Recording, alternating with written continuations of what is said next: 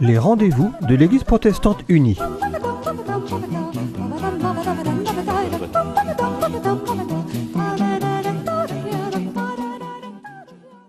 Bonjour à chacun, nous sommes heureux de vous retrouver. Aujourd'hui, nous allons parler d'une initiative qui existe dans nos cultes à Nantes, un culte particulier qui s'appelle Culte Bible en main. Voilà, et pour en parler, je suis avec Sophie Schlumberger. Bonjour Sophie. Bonjour Christine. Merci beaucoup. Mais voilà. Je vous en prie. Merci de venir nous dire un petit peu qu'est-ce que c'est que ces cultes Bible en main, qu'est-ce qu'ils ont de particulier, et puis comment ça vous est venu, quelle préparation, quel cheminement vous avez fait pour en arriver à pouvoir proposer ces cultes et quels effets ça a sur les gens qui y participent. Oui, merci de cette invitation et puis à se rencontrer. Christine, et puis à travers vous, Christine, je m'adresse aux auditrices, aux auditeurs de cette émission pour essayer de les faire entrer justement dans cet état d'esprit, cette conception du culte et peut-être leur donner envie d'essayer un jour. Voilà. Mais oui, c'est ça l'intérêt. Alors, comment est-ce que ça m'est venu tout ça ? Ça m'est venu au fil du temps. C'était un long processus, une longue construction. J'ai fait des études de théologie, donc je suis aujourd'hui le point de départ. Je suis pasteur à la retraite, et avant d'être pasteur à la retraite, dans une retraite active, on en parlera. Pasteur, je suis devenue, progressivement. Pour ceci, j'ai décidé, au terme d'une année d'études de lettres classiques en Hippocagne, j'ai décidé de quitter cette trajectoire d'études. Je ne m'y sentais pas à ma place. Par contre, j'ai senti comme un appel, comme une aspiration, un élan à me tourner résolument vers la théologie. J'ai eu ce sentiment que ma vie passait par là. Alors, ce n'était pas du tout un appel à devenir pasteur, en tout cas pas au sens traditionnel du terme. Donc, vous avez fait les études de théologie ? Vous auriez pu devenir pasteur ? J'aurais pu, mais c'est pas ça qui me motivait. Ce qui me motivait, c'était en fait d'approfondir et de revisiter par moi-même ce que j'avais reçu dans mon milieu familial et ecclésial, dans le domaine à la fois intellectuel et spirituel. Et les deux ont toujours été liés chez moi. Donc j'étais, comme souvent à cet âge-là, à 18-20 ans, en quête de sens. Et j'avais l'intuition claire qu'en étudiant la théologie, je serais servie, entre guillemets. C'est-à-dire que je serais nourrie. Oui, c'est ça. En fait, vous cherchiez pour vous-même. Oui, c'était vraiment une quête pour moi-même, avant tout. Pour moi-même. Une quête de sens. Une quête de sens, oui. Et je pensais qu'en m'inscrivant en faculté de théologie, j'allais être introduite dans un vaste monde où des tas de disciplines universitaires se côtoieraient. Et j'avais l'intuition aussi que j'y rencontrerais des personnes qui avaient le même type de préoccupation que moi, la même quête, et que de ces rencontres aussi, ce serait très, très productif, très fécond. Et c'est ce qui s'est passé ? Oui, c'est ce qui s'est passé. Et parmi toutes les disciplines auxquelles je me suis attelée, l'exégèse, c'est-à-dire l'étude des textes bibliques, a suscité tout de suite un très vif intérêt en moi. Alors, la Bible, je l'avais déjà rencontrée dans mon milieu familial, dans la petite paroisse de Charente-Maritime que nous fréquentions, ma famille et moi. Mais je dois dire que quand j'étais enfant et en contact avec la Bible, il y avait toujours quelque chose, ça me laissait toujours un petit sentiment de bizarrerie, d'étrangeté. À vrai dire, j'y comprenais pas grand-chose. Et je pense que le fait d'avoir été confrontée à ce sentiment-là d'incompréhension ou de pas être plus éclairée par les explications que me donnaient les adultes, je crois que ça a été dans mon existence comme une espèce d'aiguillon pour chercher par moi-même à y voir un peu plus clair. Et non seulement pour moi-même, mais j'ai très tôt eu la conviction que j'avais envie d'être au service d'autres personnes qui pourraient être perdues comme je l'ai été. C'est ça. Et donc les aider à y voir plus clair elles-mêmes. Ah oui, oui. Là, on voit se profiler, en fait, Oui, l'objectif assez du tôt. culte Oui, voilà. que vous allez nous Donc, c'est pour ça que je proposer. voulais faire ce détour. Mhm. Alors, ce qui a été aussi une chance très bénéfique, vraiment féconde dans mon parcours d'études de théologie, c'est que j'y ai rencontré des hommes, des femmes, des enseignants, des professeurs, qui m'ont vraiment insufflé leur appétit de recherche, leur appétit de connaissance, leur passion. Mhm. Et notamment l'exégèse, l'herméneutique biblique, et puis tout particulièrement les réflexions de Paul Ricoeur. Herméneutique, vous pouvez expliquer. Alors de compréhension ce des que ça veut textes, d'interprétation des textes, sens, tout simplement. oui. Voilà. dire. D'accord.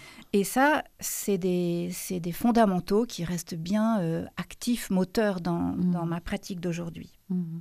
Et puis j'ai eu aussi à faire, et ça explique aussi mon approche qui s'est constituée au fil des années, ces enseignants. Eh bien, c'est des enseignants qui m'ont appris à découvrir et à me faire la main avec diverses approches, diverses méthodes d'exégèse, par exemple historico-critique, structurale, narratologique. Donc, toute une palette de méthodes, d'outils. Et puis, ces enseignants, ils avaient une grande ouverture d'esprit, un sens critique aiguisé, et ils étaient bien loin d'attitudes que je dirais dogmatiques et idéologiques. Et alors ça me reste vraiment chevillé au corps, de me garder d'attitudes qui pourraient devenir idéologiques et enfermantes, en fait, instrumentalisantes.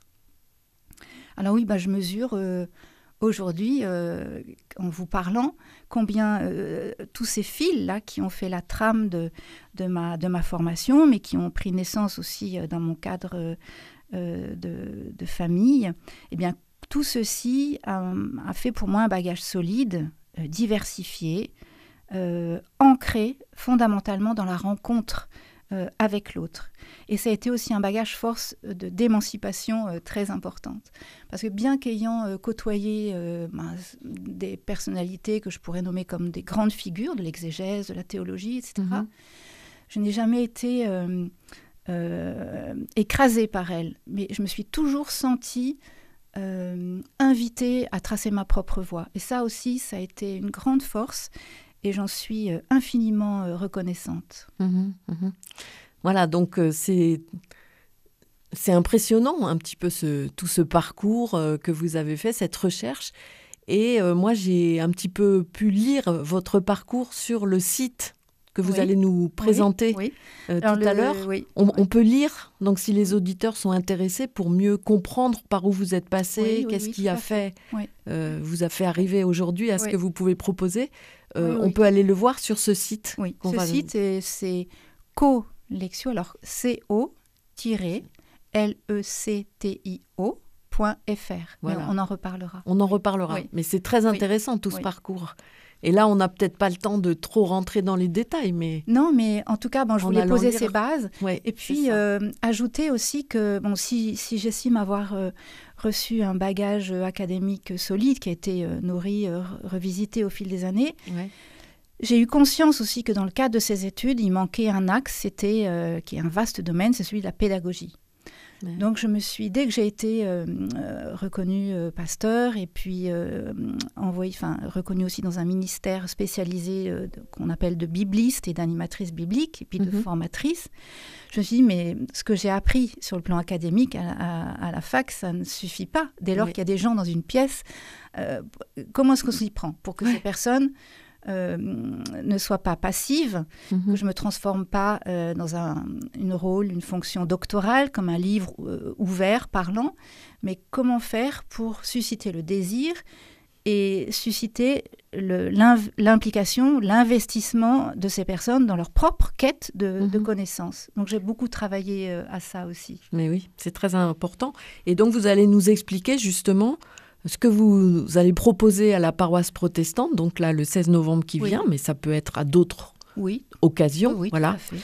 Donc, un culte Bible en main. Donc, nous écoutons Sophie Schlumberger qui nous parle de cette proposition, culte Bible en main. Alors, pourquoi vous Alors, vous nous avez déjà un petit peu expliqué. Pourquoi ça vient, ça se nourrit et ça émerge de ce parcours qui est le mien. Mais c'est aussi à la base une demande, une sollicitation de la paroisse de l'Église protestante unie de Nantes, qui a dans son projet de vie vraiment comme axe majeur, vraiment, un des premiers axes, c'est développer le culte sous des formes très diverses. Ouais. Et parmi ces formes diverses, eh bien, ça se produit aussi de cette façon-là dans pas mal de paroisses. Hein.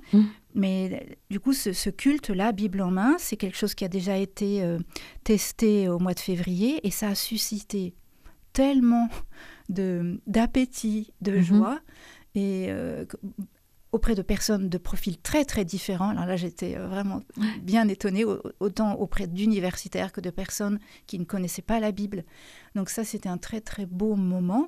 Donc ces personnes, bien que diverses, elles ont toutes eu envie que ce type de culte se reproduise. Donc le conseil presbytéral en a parlé, nous en avons parlé ensemble, et puis ils ont discerné, que c'était une bonne idée de le présenter dans la palette des cultes. Alors, dites-nous comment ça se déroule. Ça se déroule. Alors, c'est toujours un peu délicat de décrire quelque chose de l'ordre de l'événement. Mais je vais essayer de déployer. Donc, chers auditeurs, venez le 16 novembre. voilà. Mais je vais tout de même en passer décrire. Vous pouvez nous expliquer. Et vous dire que si ça s'appelle texte biblique en main, c'est avant tout parce que ça vient travailler un constat, c'est que la Bible est de moins en moins lue, y compris dans les cercles supposés être d'assidus lecteurs et lectrices. Donc ce culte Bible en main, c'est pour travailler toutes les résistances que nous déployons pour ne plus aller à ce livre. Quand je parle de résistance, c'est peut-être un mot un peu fort, mais ça tient aussi à nos façons de vivre. On est dans une société de consommation. La lecture, c'est pas un produit de consommation. Lire, c'est gratuit. Enfin, c'est pas quelque chose qu'on peut... ça échappe aux logiques économiques, financières, marchandes. Lire, ça demande de prendre du temps aussi. Et si le temps, c'est de l'argent, eh bien, comme ce n'est pas un bien qu'on peut quantifier, ça échappe un peu à nos préoccupations. Ça demande du temps aussi, et ça demande aussi fondamentalement de se confronter à quelqu'un d'autre. Je ne dis pas quelque chose d'autre, mais quelqu'un d'autre. Pour moi, le texte est considéré là comme un sujet qui est fort, qui est habité par une perception du monde, une compréhension du monde, une façon d'envisager les grandes questions de l'existence et qu'il met en scène, ou bien par des personnages, ou bien par des notions, et il nous invite à prendre en considération, à considérer sa propre façon d'envisager le monde. Donc pour ça, ça demande de quitter un peu le chez-soi, de se mettre un peu à distance, et puis de se mettre à l'écoute de cet autre. Quand je dis mettre à l'écoute, c'est avant tout observer. Alors c'est l'écoute dans un sens très, très large. Donc le culte, il va servir à travailler ces problématiques qui sont le naturel qui nous nourrit et qui fait qu'on n'a pas le temps de lire la Bible. Donc on trouve que c'est devenu inintéressant, que c'est attaché qu'on n'y comprend rien qu'on n'y comprend rien, que c'est devenu étranger, et puis qu'il y a eu tellement de monstruosités aussi qui se sont développées, qui se développent encore en instrumentaliser les textes. Donc ça fait plein d'obstacles. Donc le culte vient travailler à tout ça d'une façon modeste, bien sûr. Hein. Donc les gens ont tous le texte en main ? Voilà, alors le texte, plus précisément, le texte va, après une introduction liturgique, le texte va venir vers chacun, vers chacune. Il va venir vers chacun, vers chacune par la voix. C'est-à-dire que c'est moi qui vais faire venir le texte comme je vais servir en fait le texte dans l'assemblée, comme je servirais un plat cuisiné avec amour à des convives. Et le texte, il va venir progressivement, par vagues successives, ou encore par petites bouchées, pour que le texte fasse sa place en fait dans l'espace intérieur de chacun, mais aussi dans l'espace de l'assemblée. Donc par petites bouchées. Et à chaque petite bouchée, au lieu de demander « alors, vous appréciez ?» c'est bon, je dirais « qu'est-ce que vous avez entendu ? Qu'est-ce que vous avez perçu ?» Et ça va immanquablement signifier aux personnes qui sont dans l'assemblée que le culte ne va pas se faire sans elles, que la lecture ne pourra pas se faire sans elles, mais qu'elles sont déjà impliquées dans l'écoute et dans la compréhension du texte. Et ça a aussi pour effet de prendre la mesure que le texte peut être encore très différent de ce que j'imagine qu'il est, ou de la connaissance que j'ai pu en avoir, ou des représentations que j'en ai. Et ça a aussi l'effet de faire que les uns les autres se fassent entendre, fassent résonner leur voix dans l'assemblée, et puis s'entendent vraiment les uns comme les vous autres. disiez, ceux qui ont fait des études, mais aussi des personnes plus simples. Des personnes qui ont tout aussi intelligence, mais qui n'ont pas le même bagage, qui en ont un autre, souvent éprouvé au fil de leur existence, et qui ont une intelligence fine des situations qui sont évoquées dans les textes. Donc les uns et les autres sont ensemble à l'écoute d'un même texte, mais rendus témoins de la grande disparité, diversité de ce que le texte, de comment le texte arrive chez chacun et se fait entendre. C'est un peu comme dans une chorale, quand on a juste, on se lance dans le déchiffrage d'une partition. Il y a le moment où on fait entendre chacun sa voix, on cherche la note au plus juste, et puis on s'essaye à chanter à plusieurs. Il y a quelque chose de cet ordre-là. Et on pourrait penser que ça met le bazar dans l'assemblée. Non, c'est pas le bazar, mais c'est comme des voix qui surgissent, et c'est dans un climat d'écoute très, très respectueux. Ça, c'est vraiment frappant. Et de construction, on parle beaucoup de co-construction, c'est vraiment ça qui est à l'œuvre. Et donc ça se passe... vous lisez le texte au départ, vous l'offrez aux gens, la parole vient vers les gens. Voilà. Et ensuite, c'est verset par verset ou non, alors les partages, ça vient plutôt comment les bouchées, je les prépare d'avance en me fondant sur la signification. C'est des bouchées de signification. C'est ça. Ça peut être un donc c'est une partie du texte. Une partie du texte, voilà, que j'estime être une partie cohérente en elle-même. Et puis petit à petit, je rajoute des morceaux de texte. Mais c'est une façon aussi d'acclimater les personnes qui sont là dans l'assemblée, et de prendre conscience que, de les habituer à ce travail d'écoute et de réflexion. Ce à quoi elles sont souvent pas habituées, parce que la plupart du temps, c'est un autre qui a fait ce travail pour elles. Donc je les mets dans la situation d'entendre le texte, de se mettre à l'écoute. Et puis quand on a lu comme ça le texte vague par vague, le texte vient à chacun, à chacune sous la forme d'une photocopie, d'un texte photocopié. Chacun a la même traduction, la même version du texte. Ça, c'est fondamental. Ça on simplifie lit tous quand même. le même texte et on travaille le même texte. Et alors, je propose des petites pistes d'exploration pour que chacun, dans son petit atelier, dans sa bulle à ce moment-là individuelle, à la lumière des pistes que j'ai élaborées, puisse visiter le texte et justement l'observer attentivement, en laissant de côté ses jugements, en laissant de côté ce qu'il entend pour lui-même, la façon dont le texte parle. Non, on n'est pas dans la parole à ce moment-là qui émerge, on est vraiment dans l'observation du texte comme une production littéraire à lire, comme toute production littéraire. Donc ça aussi, c'est déroutant, mais c'est prodigieusement fécond.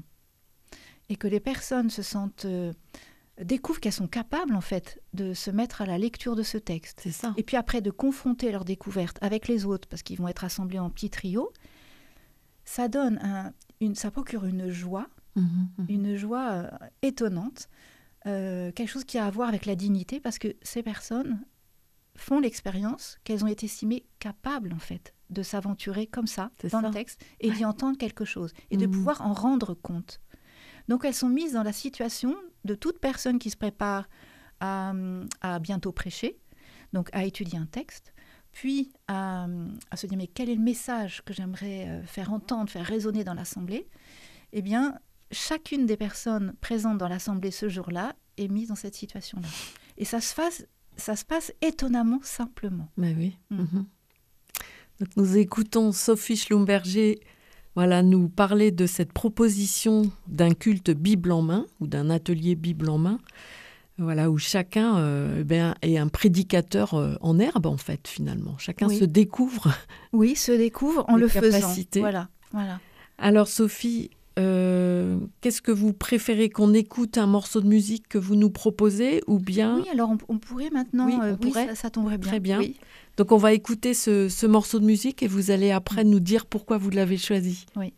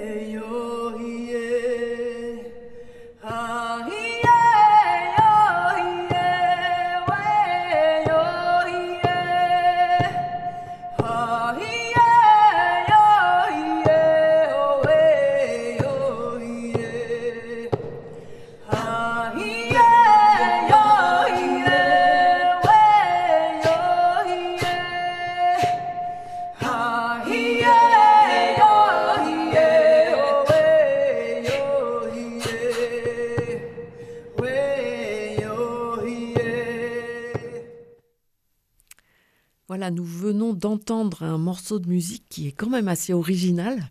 Donc Sophie Schlumberger, vous avez choisi de nous faire écouter ce morceau. Vous voulez nous dire? C'est un trio de femmes. Alors un trio de femmes, ça m'a parlé parce que il faut bien reconnaître que les personnes qui participent au groupe biblique sont en majorité des femmes. Donc c'est un clin d'œil à ça. Mm-hmm. 3 femmes, 3 musiciennes exceptionnelles que j'ai découvertes aux Folles Journées de Nantes et qui puisent à des répertoires traditionnels ou contemporains. Oui. Mm-hmm. Et qui, dans cette chanson, ce qui m'a frappée, c'est le martèlement. C'est le côté entêtant. C'est le souffle aussi nécessaire pour continuer d'avancer. Et ça me parle, ça, des dispositions nécessaires quand on anime un culte comme celui dont j'ai parlé. Il faut avoir de l'endurance, il faut avoir du souffle. Mm-hmm. Il faut aussi offrir à d'autres le fait d'être eux-mêmes lecteurs, lectrices, co-lecteurs, co-lectrices et leur donner du souffle pour tout ce travail, les encourager. Et puis c'est de l'ordre d'un cheminement.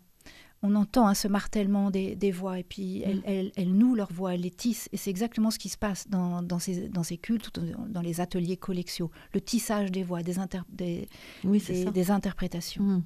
Alors ça demande beaucoup de disponibilité pour la personne qui anime, culte ou atelier. Alors quelle préparation avant? Ça demande un gros travail avec le texte.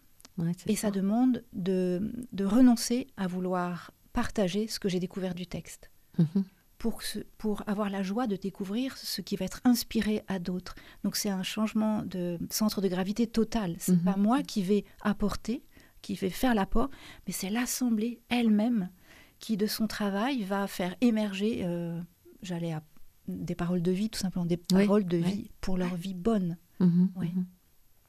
Alors cette démarche, elle s'appelle démarche collection. On a déjà démarche co-lection. Voilà. C'est le fait de lire en commun, ensemble. Et dans cet ensemble, chacun est partie prenante, est impliqué, comme je dis, met la main à la pâte à cette lecture. Et ça, c'est aussi des enjeux pour la vie d'aujourd'hui. C'est-à-dire qu'on est rendu capable, dans un même espace-temps, de différer ensemble, comme dit le théologien Olivier Abel. J'aime bien cette expression, c'est vraiment ça. Et de s'entendre, de s'écouter, de collaborer. Et vraiment de collaborer ensemble. Ça. Et cette démarche, il est possible de la vivre dans différents types d'ateliers.